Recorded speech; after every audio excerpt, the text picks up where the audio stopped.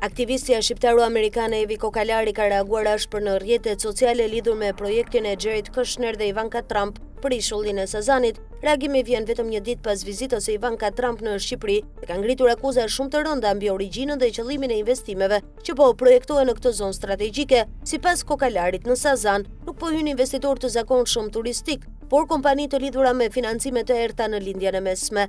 Ajo pretendon se pas projekteve që përfliten për hotele luksoze, qëndrojnë Al Kayad Brothers, biznesmen sirian me bazë në Katar, të cilët sipas saj janë përmendur në procese gjyqësore ndërkombëtare për financimin e El Nusra Front, një organizatë e cilësuar si dege ISIS. Kokalari shkon më tej duke deklaruar se ndërtimet në Sazan nuk synojnë zhvillimin real të Shqipërisë, por do të përdoren si mekanizëm për pastrim parash që burojnë nga korrupsioni dhe konfliktet në Siri. Sipas saj, markat e njohura hoteliere përmenden vetëm si fasad, ndërsa prapa tyre fshihen interesa politike dhe financiare që nuk kanë asnjë lidhje me interesin publik shqiptar. Ajo ngre një pyetje thelbësore: pse Shqipëria nuk është në gjendje të zhvillojë vetë këto projekte në mënyrë që përfitimet të mbeten tek qytetarët shqiptar dhe jo të shpërndahen si favore politike për të huaj apo për familjar të figurave të fuqishme ndërkombëtare.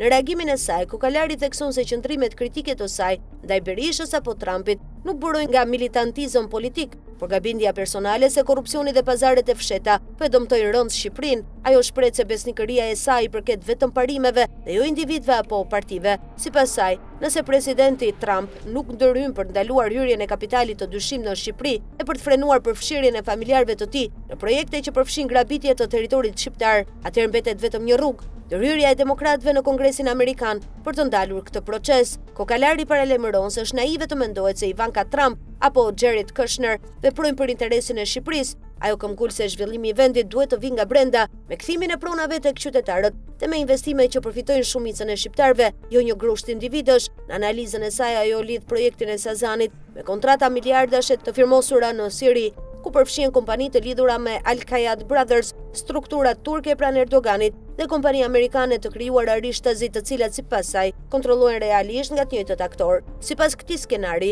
fitimet nga këto kontrata do të rikthehen dhe investohen në Shqipëri, duke kthyer Sazanin në një qendër riciklimi të parave të pista. Në përfundim, Kokalari deklaron se Shqipëria ndodhet e bllokuar nga të gjitha anët. Nga njëra anë Sali Berisha që shpenzon miliona dollar për lobim në SBA, nga ana tjetër Edi Rama që hap dyert e pasurive kombëtare për interesa të huaja, e mbi të gjitha përfshirja e figurave si Grenell dhe Kushner, të cilët ajo i cilëson po aq problematik sa liderët e korruptuar të Ballkanit. Mesazhi i saj është i drejtë për drejtë dhe alarmant. Nëse nuk veprohet tani, Shqipëria rrezikon që pasuritë e saj strategjike të përfundojnë në duart e financuesve të terrorizmit, një skenar që sipas saj brezat e ardhshëm nuk do t'ia falin kurrë këtij brezi politik. Reagimi mbyllet me paralajmërimin se ky skandal, sipas informacioneve që ajo pretendon se disponon, mund të shpërthejë së shpejti edhe në Shtetet e Bashkuara, dhe atëherë pasojat nuk do të jenë më vetëm politike, por historike.